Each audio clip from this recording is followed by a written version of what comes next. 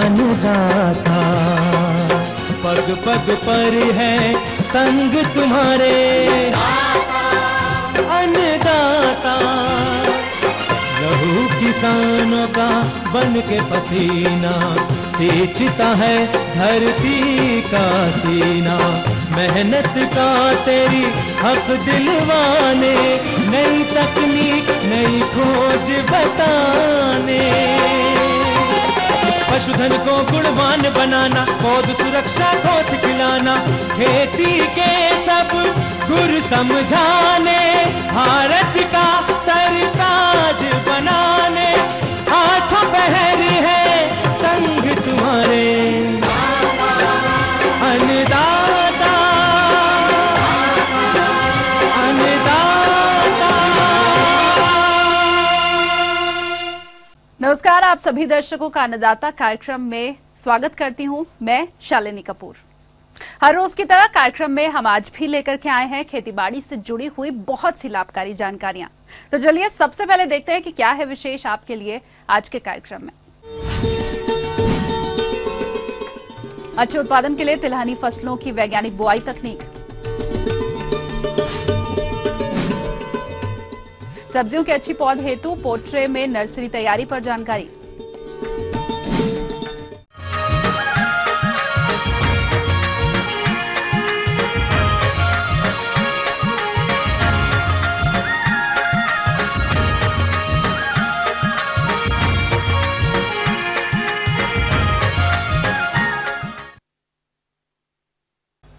रबी मौसम में बहुत से किसान भाई तिलहनी फसलों की खेती करते हैं, जिनमें सरसों, तोरिया, राई आदि प्रमुख हैं। हमारे जिन किसान भाइयों के पास 2 से 3 सिंचाई जल की व्यवस्था है, वो इनकी खेती कर अच्छा लाभ ले सकते हैं। तो किसान भाइयों, अगर आप इनकी खेती करने जा रहे हैं तो कौन कौन सी बातों का आप विशेष ख्याल रखें, आइए जानते हैं कृषि अनुसंधान केंद्र जिला पटना के विषय विशेषज्ञ डॉक्टर राजेश कुमार से। तो तिलहनी फसलों में किस किस फसलों की खेती करें, ये जानना प्रमुख है। तिलहनी फसलों में प्रमुख रूप से तोरिया, राई, सरसों तथा तीसी ये फसल आती है। आपको इसके लिए इसके जो महत्वपूर्ण उन्नत किस्म है इसकी जानकारी होनी चाहिए। तोरिया में T36, 9, भवानी और पंचाली ये देखा गया है कि इनकी जो है उपज किसान बंधु को 12 से 15 क्विंटल प्रति हेक्टेयर प्राप्त हो जाती है।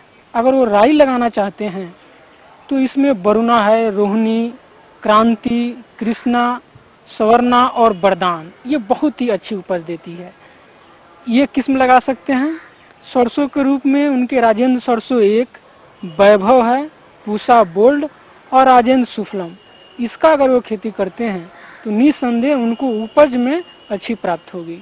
इसके अलावा अगर तिलहनी के रूप में वो तीसी की खेती करना चाहते हैं तो इनमें जो उन्नत किस्में हमारे पास मौजूद है उसमें नीलम, गरिमा, लक्ष्मी 27, श्वेता, शुभ्रा, शिखा और शेखर ये देखा गया है ये तीसी की बहुत ही उन्नत किस्म है। इसके अलावा महत्वपूर्ण होता है बीज दर कि कितना बीज आप लगाएं। तोरिया के लिए 4 kg प्रति हेक्टेयर बीज जो है सुफिशियंट उपयुक्त होती है। राई या सरसों लगाना चाहते हैं तो इसके लिए 5 किलोग्राम बीज प्रति हेक्टेयर के अनुसार उपयुक्त है। अगर आप तीसी चाहते हैं तो इसके लिए 25 से 30 kg प्रति हेक्टेयर बीज उपयुक्त होती है।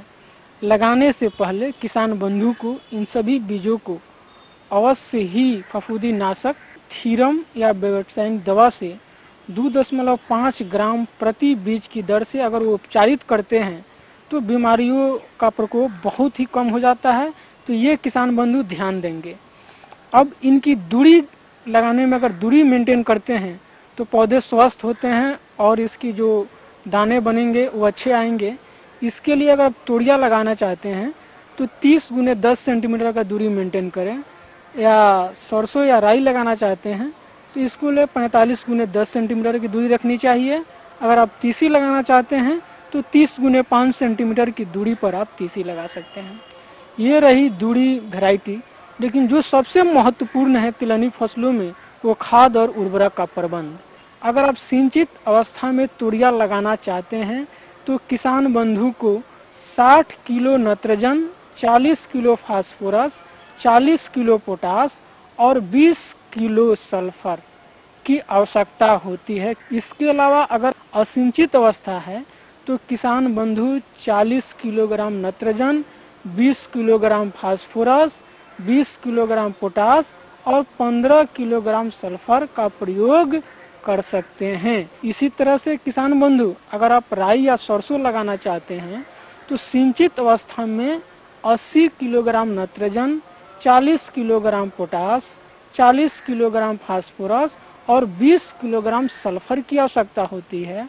अगर आपके पास सिंचाई की व्यवस्था नहीं है, असिंचित अवस्था है, तो आप 60 किलोग्राम नत्रजन, 40 किलोग्राम फास्फोरस, 20 किलोग्राम पोटास और 20 किलोग्राम सल्फर की व्यवस्था यानी इसका व्यवहार कर सकते हैं। इसके अलावा अगर आप तीसी लगाना चाहते हैं किसान बंधु तो आपको 60 किलोग्राम नत्रजन, 40 किलोग्राम फास्फोरस और 20 किलोग्राम पोटास देने की आवश्यकता होती है।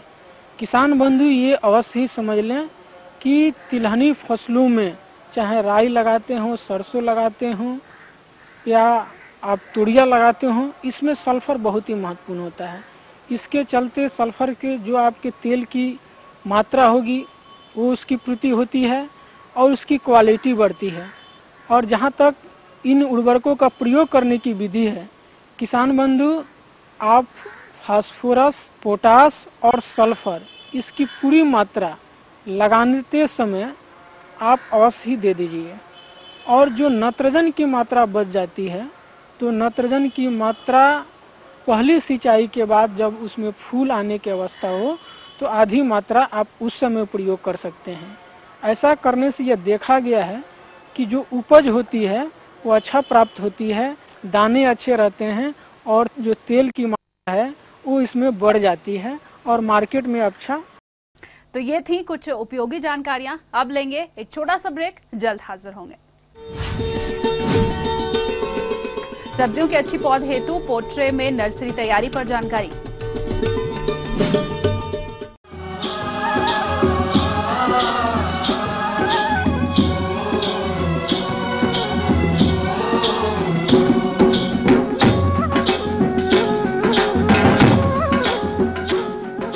ब्रेक के बाद एक बार फिर से आप सभी दर्शकों का अन्नदाता कार्यक्रम में स्वागत है। बढ़ते हैं अगली प्रस्तुति की ओर।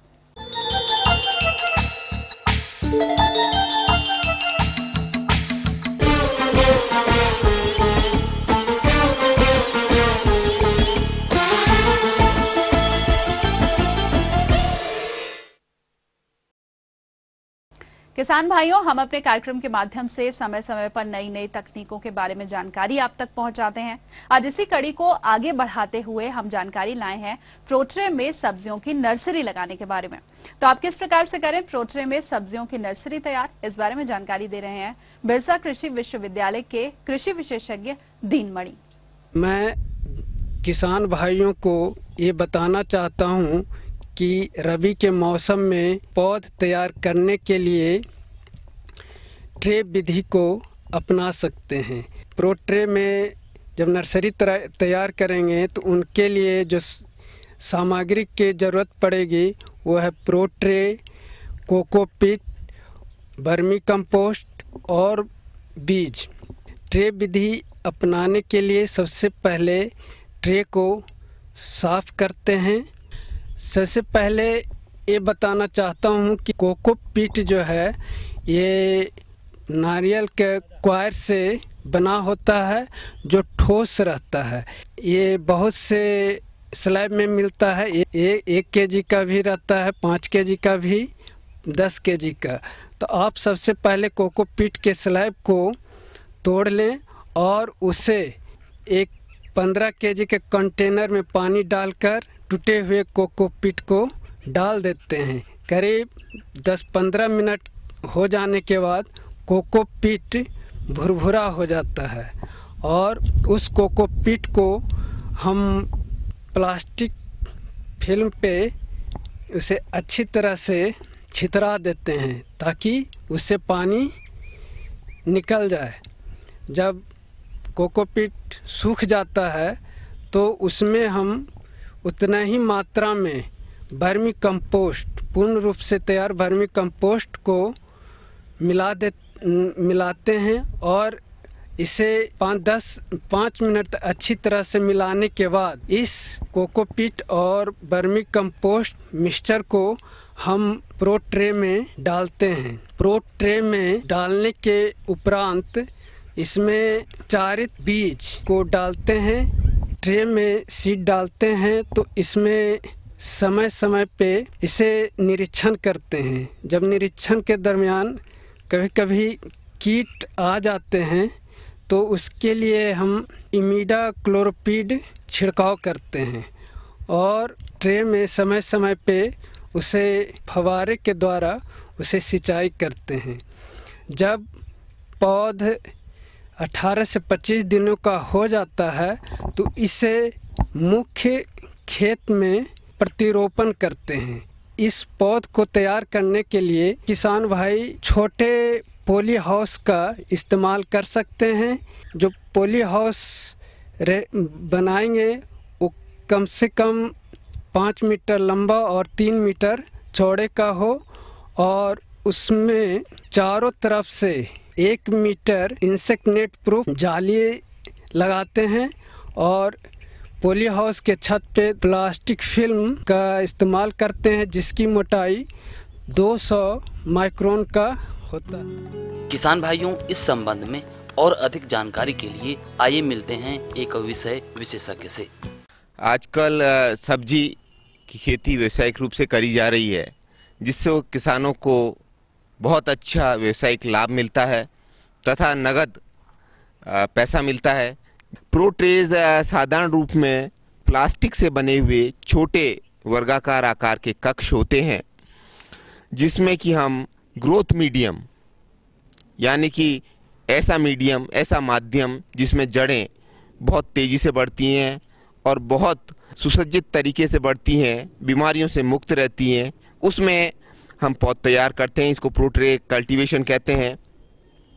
प्रो ट्रेज अलग अलग आकार की और अलग अलग नंबर की होती हैं। साधारणतया एक प्रो ट्रे में 50 से लेकर 100 तक गोल कक्ष हो सकते हैं जिसमें हम उचित माध्यम भर के सब्जियों का अंकुरण करा सकते हैं। जहाँ तक भरने के पश्चात हम इसमें एक बार 2 ग्राम प्रति लीटर फंजीसाइड, कोई भी अच्छा फंजीसाइड हो, सिस्टमिक फंजीसाइड या कॉन्टैक्ट फंजीसाइड, वो अच्छी तरह निथार कर इनके ऊपर छिड़काव कर देते हैं।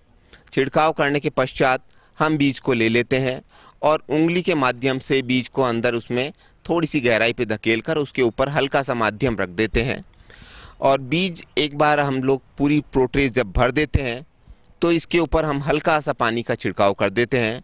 पानी का छिड़काव करने के उपरांत हम इसको प्लास्टिक मैश या प्लास्टिक की थैली से 1 से लेकर 2 दिन तक ढक देते हैं।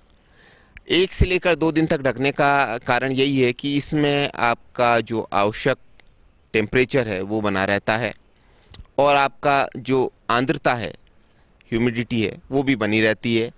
आप देखेंगे कि 2 दिन के पश्चात हम इस प्लास्टिक की थैली को हटा लेते हैं और वैरायटी और किस्म के अनुसार जर्मिनेशन अपने निर्धारित मात्रक के अनुसार शुरू हो जाता है और इसमें 100% बीज उगता है। 100% पौधा आप स्थानांतरित करने के बाद जीवित पा सकते हैं और उससे उपज ले सकते हैं। पौधे पूर्ण रूप से स्वस्थ होते हैं, जीवाणु से मुक्त होते हैं, किसी तरह की कोई बीमारी नहीं होती और ट्रांसप्लांटिंग या स्थानांतरित करने के दौरान इसमें न्यूनतम क्षति होती है।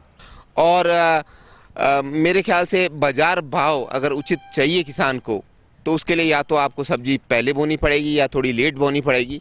तो दोनों ही कंडीशंस में अंकुरण का पौध तैयार करने का ये सर्वश्रेष्ठ माध्यम है। आगे और भी हैं कुछ रोचक जानकारियां, पर यहाँ पर रुकेंगे एक और कमर्शियल ब्रेक के लिए। जल्द हाजिर होंगे। अच्छी बढ़वार एवं फलन के लिए फल बागों की देखरेख पर जानकारी।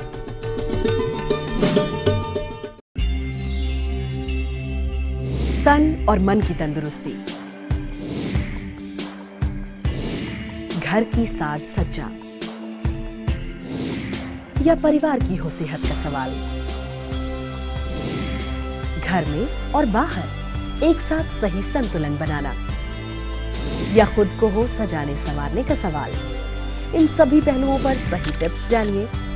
देखिए संगिनी। फॉर टुडेज वुमेन, सोमवार से शनिवार दोपहर 3:30 बजे।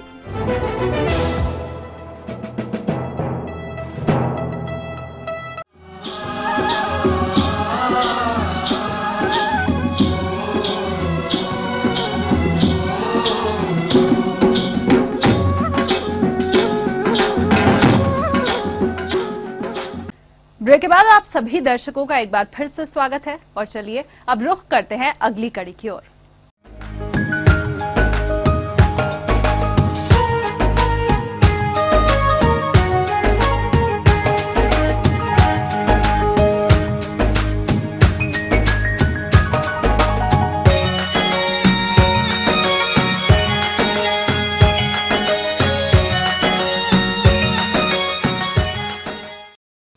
हमारे राज्य में विभिन्न प्रकार के फलों के बाग देखे जा सकते हैं, लेकिन इनसे उतना उत्पादन नहीं मिल पाता है जितना कि मिलना चाहिए। इसका प्रमुख कारण है कि किसान भाई बाग तो लगा लेते हैं, लेकिन उनका प्रबंधन वैज्ञानिक अनुशंसाओं को अमल में रखकर नहीं करते। तो इन फल बागों की बढ़वार अच्छी हो और अधिक फलन प्राप्त हो, इसके लिए प्रबंधन कैसे करना है, इसकी जानकारी दे रहे हैं एक वैज्ञानिक डॉक्टर सत्यप्रकाश सिंह तोमर। प्रमुख तौर से जैसे कि अमरूद की फसल है, नींबू की फसल है अथवा आंवले की फसल है। आंवले, नींबू और अमरूद के तीनों ही बगीचे हमारे किसान भाइयों के द्वारा लगाए जाते हैं।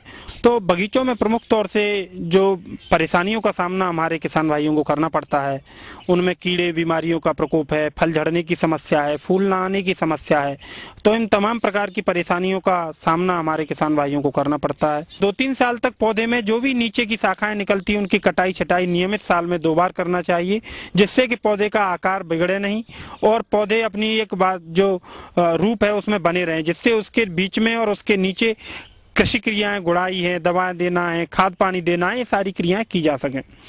तो सर्वप्रथम हमारे किसान भाइयों को विशेष तौर से देखा गया है कि वो जो भी बगीचे लगाते हैं उसमें थालों का प्रबंधन सही तरीके से नहीं कर पाते। जितनी भी उसकी पौधे की छाया जाती है उस छाया के जगह पर थाला बनाएं। सर्वप्रथम जड़ों की तरफ मिट्टी चढ़ाएं और उसका थाला बना दें अच्छी प्रकार से, और उस थाले में कम से कम वर्ष में 2 बार अच्छी सड़ी हुई गोबर की खाद, अगर जहाँ दीमक लगने की समस्या है तो दीमक की जो है फिप्रोनिल या फोरेटेंजी नामक जो दवाएं हैं इनका उपचार जमीन में करना बहुत आवश्यक है। तो उसी फल वृक्ष के थाले में गोबर की खाद के साथ इन दवाओं का उपयोग किया जा सकता है। साथ ही थोड़ा थोड़ा पौधे की उम्र के हिसाब से नाइट्रोजन है, फास्फोरस है, जिंक सल्फेट है, इन तमाम रासायनिक और उर्वरक जो हैं इनका थोड़ी थोड़ी मात्रा में उपयोग किया जा सकता है। थाले में अच्छी तरीके से मिला 2-3 बार जो है पानी अवश्य दें। उसके बाद जो भी फल वृक्ष लगाए जाते हैं उसमें प्रत्येक साल में 2 बार, एक बरसात के मौसम के पहले और बरसात के मौसम के खत्म होने के बाद, हमारे किसान भाइयों को बोडो मिश्रण पेस्ट का उपयोग अवश्य करना चाहिए।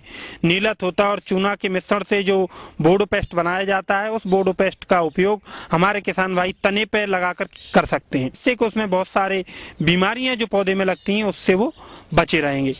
दूसरा, जब कभी भी चाहे वो आपकी अमरूद की फसल हो या आपकी नींबू की फसल हो या आंवले की फसल हो, इन पे कभी भी आपको इल्लियों का प्रकोप और कीड़ों का प्रकोप अगर देखने में आता है तो आवश्यकता के आधार पर कीड़ों की रोकथाम के लिए किसी भी प्रकार की दवाओं का उपयोग हमारे किसान भाइयों के द्वारा किया जा सकता है।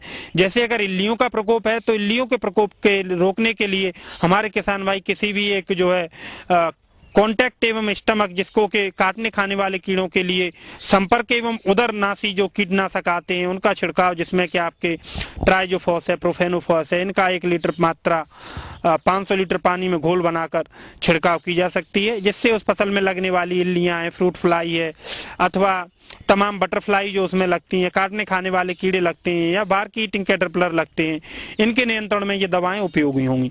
साथ ही अगर रस चूसने वाले कीड़ों का प्रकोप इन पौधों पर, फल वृक्षों पर अगर कहीं होता है, अगर देखने को मिलता है, जिसकी वजह से फल ड्रॉपिंग या फूल जो है गिरते हैं फसलों में, तो उस समय नीम तेल का जैविक के रूप में नीम तेल का छिड़काव 5 ml 1 लीटर पानी के हिसाब से घोल बनाकर फल वृक्षों पे छिड़काव किया जा सकता है।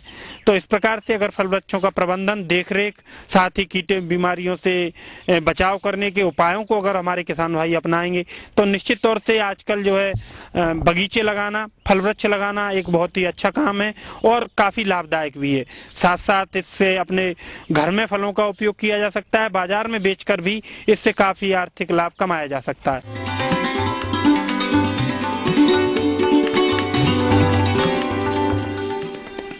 अन्नदाता हेल्पलाइन निशुल्क फोन संपर्क सेवा के माध्यम से आपके द्वारा पूछे गए प्रश्नों में से एक या फिर दो महत्वपूर्ण प्रश्नों को हम अपने कार्यक्रम में शामिल करते हैं और इसी के तहत आज का चयनित प्रश्न और उसका जवाब इस प्रकार है।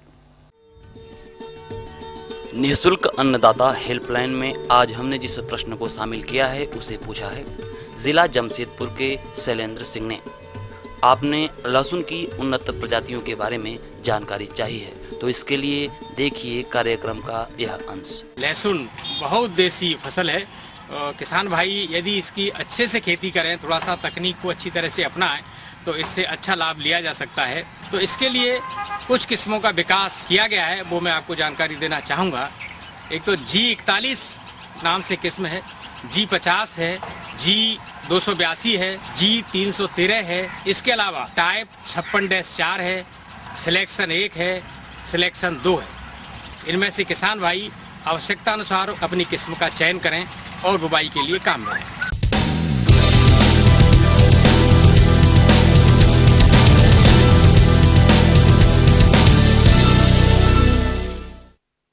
राज्य की विभिन्न मंडियों में कृषि उत्पादों के चढ़ते उतरते बाजार भाव की संक्षिप्त जानकारी इस प्रकार है।